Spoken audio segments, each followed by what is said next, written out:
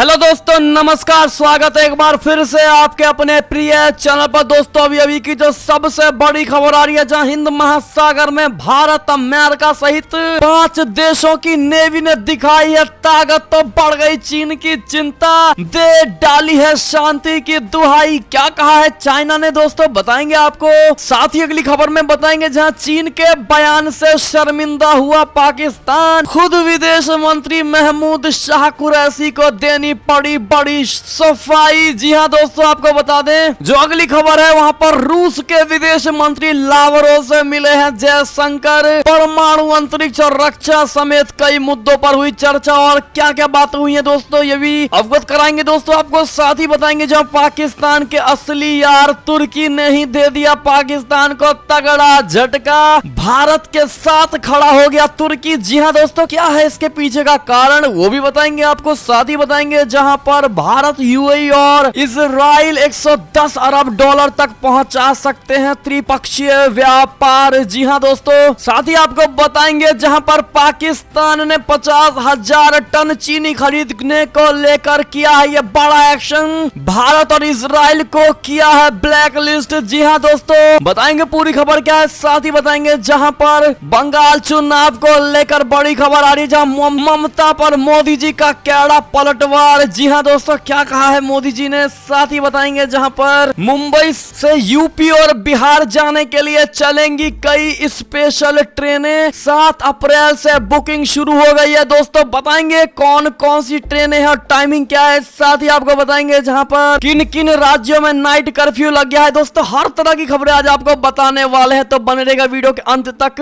और अभी खबरों में आगे बढ़ने से पहले, अगर आप भी मानते हैं कि मोदी जी हाँ तो हर चीज संभव है और भारतीय सेना है तो हमारा देश गर्व से जी रहा है, और बंगाल में भाजपा की ही सरकार बनेगी दोस्तों, तो इस वीडियो को भी कर दीजिए लाइक, चैनल को कर दीजिए सब्सक्राइब, बेल आइकन दबाइए, साथ ही कमेंट बॉक्स में लिख दीजिएगा जय हिंद। जी हाँ दोस्तों, तो चलते हैं पहली और सबसे बड़ी खबर की तरफ, जहां हिंद महासागर में भारत, अमेरिका सहित 5 देशों की नेवी ने दिखाई ताकत, तो बढ़ गई चीन की बड़ी चिंता, शांति की दुहाई दे डाली है दोस्तों। बता दें हिंद महासागर में भारत, अमेरिका सहित 5 देशों की नौसेना सैन्य अभ्यास से चीन की चिंता बढ़ गई है दोस्तों, और अक्सर आक्रामकता दिखाने वाला ड्रैगन शांति की दुहाई दे रहा है। चीन ने मंगलवार को कहा है कि विभिन्न देशों के बीच सैन्य सहयोग क्षेत्रीय शांति के अनुकूल होना चाहिए। क्षेत्र में बढ़ती चीनी आक्रामकता के बीच हिंद महासागर में फ्रांस और भारत सहित क्वाड के अन्य सदस्यों के वृहद नौसेना अभ्यास में शामिल होने के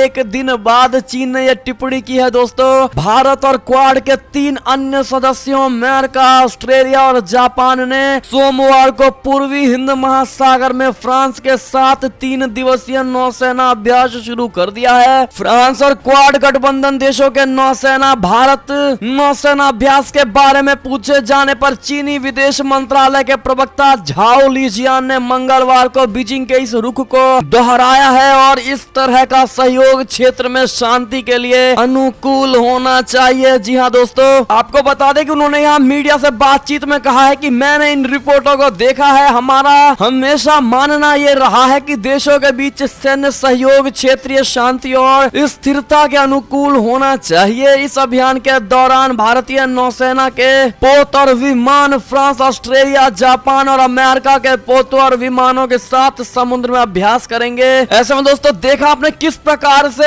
हिंद महासागर में भारत, अमेरिका सहित इन 5 देशों की ताकत को देखकर चाइना की आत्मा किलस गई है दोस्तों, और रोता हुआ शांति की दुहाई दे रहा। अगर आप भी मानते कि इसी प्रकार से सब देशों को चाइना के खिलाफ एक हो जाना चाहिए, तो एकजुट में ताकत है, ये बात जरूर लिखिएगा दोस्तों कमेंट सेक्शन में। चलते अगली बड़ी खबर की तरफ, जहां चीन के बयान से शर्मिंदा हुआ पूरा पाकिस्तान, खुद विदेश मंत्री शाह महमूद कुरैशी को देनी पड़ी सफाई। बता दे पाकिस्तान के विदेश मंत्री शाह महमूद कुरैशी ने कहा है कि पाकिस्तान उन देशों में से नहीं है जो एक फोन कॉल पर अपनी नीतियां बदल देते हैं। दरअसल कुछ दिनों पहले चीन के विदेश मंत्री वांग यी ने एक बयान में कहा था कि दुनिया में कुछ ऐसे देश हैं जो एक फोन कॉल के बाद अपनी पॉलिसी बदल लेते हैं। हाल ही में चीन और पाकिस्तान के बीच के रिश्ते को देखकर यह माना जा रहा है कि वांग यी का इशारा इस्लामाबाद की तरफ भी था। हालांकि रविवार को विदेश मंत्री कुरैशी ने यह दावा किया है कि वांग पाकिस्तान की बात नहीं कर रहे थे। आपको बता दें कि क्या कहा था चीन के विदेश मंत्री वांग यी ने दोस्तों तेहरान में ईरान के साथ 400 बिलियन डॉलर का एक एग्रीमेंट साइन करते हुए चीन के विदेश मंत्री वांग यी ने बेहद महत्वपूर्ण बयान दिया था। उन्होंने कहा था कि ईरान दूसरे देशों के साथ अपनी नीतियां खुद तय करता है और ये उन देशों में नहीं है जो एक फोन कॉल पर अपनी पॉलिसी बदल लेते हैं। उन्होंने साथ ही ये भी कहा था कि चीन और ईरान का रिश्ता रणनीतिक और स्थायी है।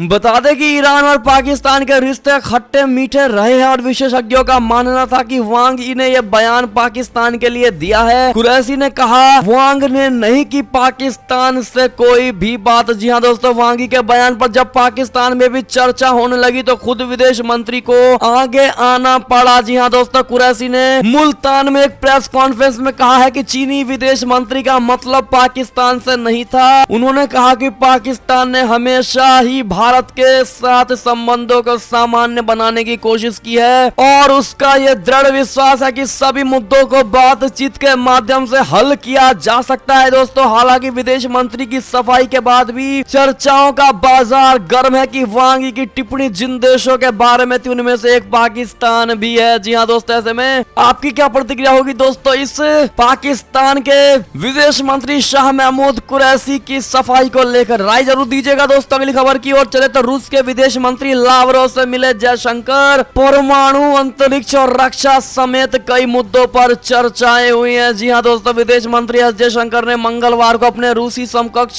सर्गेई लावरोव के साथ परमाणु, अंतरिक्ष और रक्षा क्षेत्र में लंबे समय से चली आ रही भागीदारी सहित द्विपक्षीय संबंधों के विविध आयामों और भारत रूस वार्षिक शिखर सम्मेलन की तैयारियों को लेकर विस्तृत चर्चा की है। दोस्तों, लावरोव सोमवार की शाम को भारत की करीब 19 घंटे की यात्रा पर यहां पहुंचे। विदेश मंत्री एस जयशंकर ने अपने रूसी समकक्ष के साथ वार्ता के बाद ज्वाइंट प्रेस कॉन्फ्रेंस में कहा है कि बातचीत व्यापक और सार्थक रही है। जयशंकर ने यह भी कहा है कि हमारी ज्यादातर बातचीत इस साल के आखिर में होने जा रहे भारत रूस वार्षिक शिखर सम्मेलन के बारे में हुई है। विदेश मंत्री ने यह भी कहा है कि हमने परमाणु, अंतरिक्ष और रक्षा क्षेत्र में लंबे समय से चली आ रही भागीदारी के बारे में बातचीत की है। दोस्तों, जयशंकर ने यह भी कहा है कि हमने तेजी से बढ़ते हमारे ऊर्जा सहयोग पर चर्चा की तथा क्षेत्रीय एवं वैश्विक मामलों पर विचारों का आदान प्रदान किया है। दोस्तों, जयशंकर ने यह भी कहा है कि बातचीत के दौरान उन्होंने अफगानिस्तान पर हमारे रुख से रूसी विदेश मंत्री सर्गेई लावरोव को अवगत कराया है। दोनों देशों के विदेश मंत्रियों ने कोविड-19 रोधी टीकों के बारे में सहयोग को लेकर भी चर्चा की है। दोस्तों, जयशंकर ने लावरोव के साथ बातचीत के बाद कहा कि मैंने भारत प्रशांत क्षेत्र पर हमारा नजरिया भी साझा किया है। जी हाँ दोस्तों, चलते हैं अगली बड़ी खबर की तरफ, जहां पर पाकिस्तान के असली यार तुर्की ने दिया है तगड़ा झटका। आया भारत के साथ। बता दें, जम्मू कश्मीर से अनुच्छेद 370 को रद्द किए जाने के बाद तुर्की ही उन चुनिंदा मुस्लिम देशों में से था जिसने पाकिस्तान के रुख का खुलकर समर्थन किया था। जब कश्मीर पर पाकिस्तान अंतरराष्ट्रीय मंच पर बिल्कुल अलग थलग पड़ चुका था तो तुर्की के राष्ट्रपति रेचेप तैयप एर्दोगान ने भारत के खिलाफ जमकर बयान दिए। दोस्तों, हालांकि अब पाकिस्तान का असली दोस्त तुर्की भी भारत के करीब आता दिखाई दे रहा है। कश्मीर के मुद्दे को लेकर भारत और तुर्की के बीच पैदा हुई खटास अब खत्म होती नजर आ रही है और दोनों देशों के द्विपक्षीय रिश्ते पटरी पर आते हुए दिखाई दे रहे हैं। दोस्तों, तुर्की अमेरिकी राष्ट्रपति जो बाइडेन की देखरेख में अफगान शांति वार्ता के लिए भी तैयार है। जी हाँ दोस्तों, असल में मोदी सरकार ने 5 अगस्त 2019 को कश्मीर को विशेष राज्य का दर्जा देने वाले अनुच्छेद 370 को निरस्त कर दिया था, जिसके बाद से भारत और तुर्की के बीच एक खाई पैदा हो गई थी। दोस्तों, तुर्की की तरफ से आलोचना किए जाने को पाकिस्तान का समर्थन माना गया, लेकिन अब जब भारत और तुर्की के बीच रिश्तों में सुधार के संकेत मिल रहे हैं तो पाकिस्तान को निश्चित रूप से धक्का लगने वाला है। जी हाँ दोस्तों, तो देखा दोस्तों आपने किस प्रकार से पाकिस्तान को हर तरफ से चोट लगती हुई नजर आ रही है दोस्तों, और पाकिस्तान के पास न घर है न घाट है। जी हाँ दोस्तों, अपने ही घर में यानी पाकिस्तान में ही लोग उनका विरोध कर रहे हैं और अन्य देशों में पाकिस्तान की कोई इज्जत नहीं है। दोस्तों, ऐसे में अगर आप भी मानते हैं कि 2 रोटी कम खाएं लेकिन इज्जत की रोटी होनी चाहिए दोस्तों, तो कमेंट सेक्शन में पाकिस्तान के इमरान खान के बारे में 2 दो बातें जरूर लिख दीजिएगा दोस्तों। और मोदी जी थैंक यू जरूर लिखेगा दोस्तों भारत को आगे ले जाने के लिए और भारत की इज्जत पूरे दुनिया में बढ़ाने के लिए। जी हाँ दोस्तों, चलता अगली खबर की तरफ, जहां भारत, यूएई और इजराइल 110 अरब डॉलर तक पहुंचा सकते हैं त्रिपक्षीय व्यापार। बता दें, international federation of Indo Israel chambers of commerce यानी IFIICC द्वारा आयोजित कार्यक्रम में शीर्ष राजनयिकों व कारोबारी समुदाय के लोगों ने कहा है कि भारत, संयुक्त अरब अमीरात यानी यूएई और इजराइल एक दूसरे की ताकत का फायदा उठाकर 2030 तक त्रिपक्षीय व्यापार को 110 अरब डॉलर तक पहुंचा सकते हैं दोस्तों। IFIICC के मुताबिक दुबई में इजरायली मिशन के प्रमुख इलान सेत सुलमैन इस्तार रोस्ता ने कहा है कि इजराइल के नव प्रवर्तन यूएई के दृष्टिकोण रखने वाले नेतृत्व और दोनों देशों की भारत के साथ रणनीतिक भागीदारी के जरिए 2030 तक त्रिपक्षीय व्यापार को 110 अरब डॉलर तक पहुंचाया जा सकता है। क्या कहते हैं आप लोग दोस्तों? कमेंट सेक्शन में अपनी राय अवश्य दीजिएगा और best of luck, all the best कहना मत भूलिएगा दोस्तों इन तीनों देशों के गठबंधन को। चलते गई बड़ी खबर की तरफ, जहां जो बाइडेन सुगा की मुलाकात से चिंतित हुआ चाइना, शिखर सम्मेलन से पहले जापान को दे डाली है धमकी। बता दें, चीन के विदेश मंत्री ने अगले सप्ताह अमेरिका जापान शिखर सम्मेलन से पहले चीन से मुकाबला करने के लिए अमेरिका के साथ संबंध बढ़ाने पर जापान को आगाह कर दिया है दोस्तों। चीनी विदेश मंत्रालय के बयान के अनुसार चीन के विदेश मंत्री वांग यी ने सोमवार शाम को जापान के अपने समकक्ष को फोन करके कहा है कि दोनों देश यह सुनिश्चित करें कि द्विपक्षीय संबंध प्रमुख देशों के बीच तथा कथित टकराव में शामिल ना हो। जी हाँ दोस्तों, मंत्रालय ने वांग के हवाले से कहा है कि आशा है कि जापान एक स्वतंत्र देश होने के नाते चीन के खिलाफ पक्षपाती रवैया रखने वाले कुछ देशों के बहकावे में आने के बजाय उसके विकास को तटस्थ और निष्पक्ष रूप में देखेगा। जापान अमेरिका का करीबी मित्र है दोस्तों और वो दक्षिण एवं पूर्वी चीन सागर में चीन के सैन्य दबदबे और दावों को लेकर अमेरिकी चिंताओं का समर्थन करता है और इसके लिए अमेरिकी नौसेना अड्डों एवं वायुसेना अड्डों को अपने इस क्षेत्र से संचालन की अनुमति दी है। चीन में अपने कई बड़े कारोबार एवं निवेश हितों को रोकने के कारण ये सबसे बड़े पड़ोसी देश की आलोचना का शिकार रहा है। जी हाँ दोस्तों, ऐसे में अगर आप भी मानते हैं कि चाइना की बात बिल्कुल भी जापान को नहीं सुननी चाहिए दोस्तों और अमेरिका का साथ देना चाहिए, तो जापान शुड हेल्प अमेरिका जरूर लिखिएगा दोस्तों। अगली खबर की ओर चले। ऐसे में तो क्या फिर इजराइल की सत्ता तक पहुंच पाएंगे बेंजामिन नेतन्याहू? जी हाँ दोस्तों, राष्ट्रपति रिवलिन ने सरकार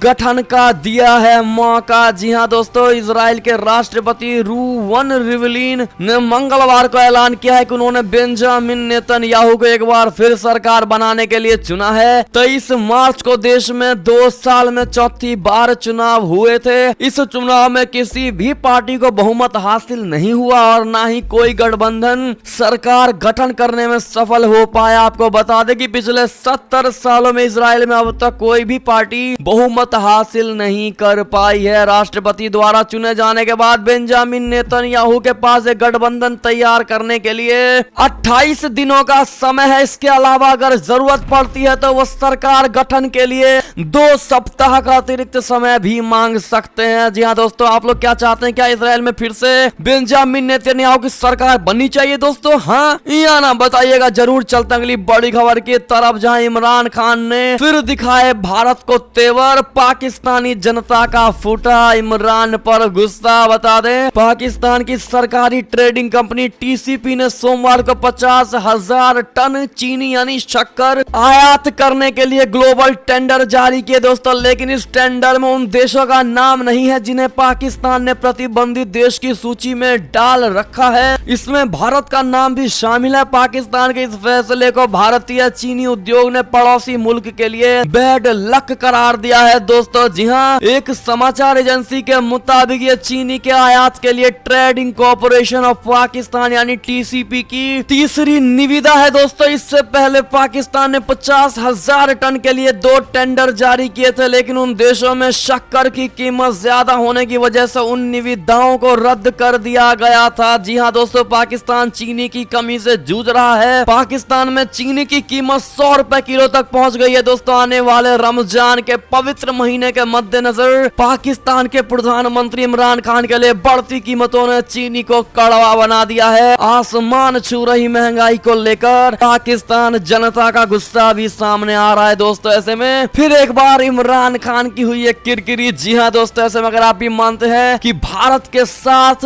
मुंह मोड़ करके अपने ही पैर पर इमरान ने कुल्हाड़ी मारी है दोस्तों। हालांकि भारत भी पाकिस्तान का साथ नहीं देता और भारत की जनता भी नहीं चाहती कि भारत पाकिस्तान का साथ दे, लेकिन इमरान खान ने आगे से जो दिखाया है कि वो खुद भारत का साथ नहीं मांगना चाहती, ऐसे में अपने पैर पकड़ कुल्हाड़ी मारी है। तो आप इस बात को कमेंट में जरूर लिखिएगा दोस्तों। चलते हैं एक और खबर की तरफ, जहां पर टोक्यो ओलंपिक्स में हिस्सा नहीं लेगा नॉर्थ कोरिया। कोरोना महामारी की वजह से किया है ये बड़ा फैसला। बता दें, नॉर्थ कोरिया इस साल टोक्यो ओलंपिक्स में हिस्सा नहीं लेगा दोस्तों। कोविड-19 महामारी की वजह से नॉर्थ कोरिया ने ये फैसला कर लिया है दोस्तों। मंगलवार को नॉर्थ कोरिया के खेल मंत्रालय ने कहा है कि देश कोरोना वायरस महामारी के समय में अपने एथलीट्स को सुरक्षित रखना चाहती है, इसलिए नॉर्थ कोरिया टोक्यो ओलंपिक्स में हिस्सा नहीं लेगी। जी हाँ दोस्तों, अगली खबर की ओर चले। ऐसे में तो कोरोना वैक्सीन लगाने में पाकिस्तान की रफ्तार बेहद धीमी। अगर 75% जनता का टीकाकरण पाकिस्तान में किया जाए तो लगेंगे 10 साल। जी हाँ दोस्तों, भारत के पड़ोसी देश पाकिस्तान कोविड-19 की रफ्तार बढ़ने लगी है दोस्तों। रोजाना कई लोग बीमारी से संक्रमित हो रहे हैं। ऐसे में टीकाकरण अभियान भी चलाया जा रहा है, लेकिन एक रिपोर्ट में ऐसा दावा किया गया है कि जो सरकार के वैक्सीनेशन कैंपेन पर सवाल खड़ा करता है दोस्तों। दरअसल रिपोर्ट में यह कहा गया है कि जिस रफ्तार से पाकिस्तान में कोरोना का टीका लगाया जा रहा है, वही गति आगे भी जारी रही तो देश की 75% आबादी को वैक्सीन लगाने में 1 दशक से भी ज्यादा का समय लग जाएगा, यानी 10 साल से भी ज्यादा का समय लग जाएगा दोस्तों। कल अगली खबर की तरफ, जहां कोरोना के बाद भी भारत पर IMF का भरोसा है कायम। 2021 में 12.5% GDP का जताया अनुमान। बता दें, इंटरनेशनल मॉनिटरिंग फंड यानी IMF ने भारत की ग्रोथ पर भरोसा जताते हुए अनुमान लगाया है कि 2021 में भारत की GDP 12.5% रह सकती है, और ये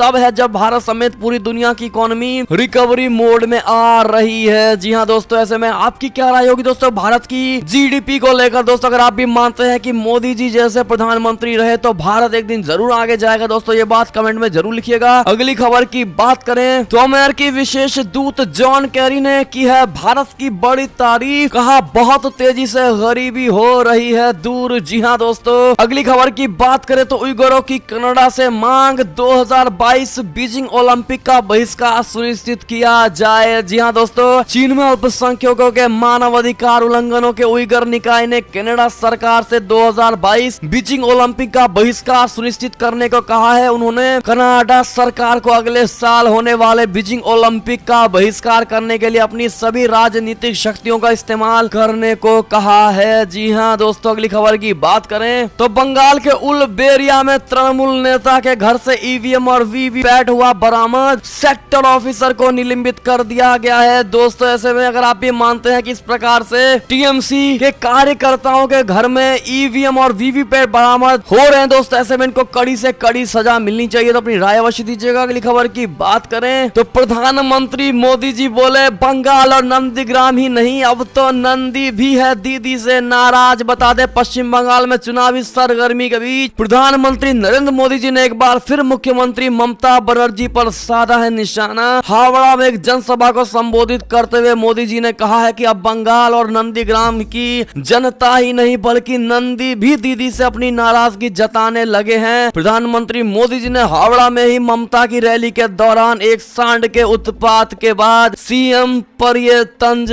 कसा है। जी हाँ दोस्तों, आप क्या कहेंगे? ऐसे में अपनी राय अवश्य दीजिएगा दोस्तों। और मोदी जी के इस बयान को लेकर अगर आप भी मानते हैं कि सच में नंदी तक ममता से नाराज है दोस्तों, तो कमेंट में अपनी बात जरूर रखिएगा। और कितने भाई बहन ऐसे जिनको लगता है कि इस बार परिवर्तन होकर ही रहेगा बंगाल में और मोदी जी के नेतृत्व में भाजपा की सरकार बनकर रहेगी, तो आएगी भाजपा, जरूर लिखिएगा कमेंट सेक्शन में दोस्तों। अगली खबर की बात करें तो मुख्तार अंसारी को बांदा जेल के लिए रवाना हुई है उत्तर प्रदेश की पुलिस। जी हाँ दोस्तों, और जिस समय आप इस वीडियो को देख रहे हैं उस समय का क्या अपडेट है दोस्तों, कमेंट में जरूर लिखकर बताइएगा। क्या सही सलामत मुख्तार अंसारी बांदा जेल पहुंचे हैं दोस्तों, या फिर कोई और घटना हो गई? कमेंट में जरूर बताइएगा दोस्तों, और भारी मात्रा में कमेंट करिएगा। देखते हैं हमारी भारत भारत की जनता कितनी अपडेट और कितना ज्यादा इनको इन्फॉर्मेशन रहती है, तो कमेंट करना बिल्कुल मत भूलेगा दोस्तों। मुख्तार अंसारी को लेकर चलते अगली बड़ी खबर की तरफ, जहां मुंबई से यूपी बिहार के लिए चलेंगी कई स्पेशल ट्रेनें। 7 अप्रैल से बुकिंग शुरू कर दी गई है दोस्तों। भारतीय रेलवे लगातार एक के बाद एक स्पेशल ट्रेनें चला रही है। अब सेंट्रल रेलवे ने मुंबई से गोरखपुर, पटना, दरभंगा और पुणे से दानापुर के लिए अतिरिक्त विशेष ट्रेनें चलाने की घोषणा की है। गौरतलब है कि एक बार फिर देश में कोरोना की रफ्तार तेज हो गई है दोस्तों। अप्रैल आते ही फिर से पिछले साल जैसे हालात हो रहे हैं। ऐसे में अतिरिक्त रेल सेवाओं से लोगों को काफी फायदा होगा। ट्रेन संख्या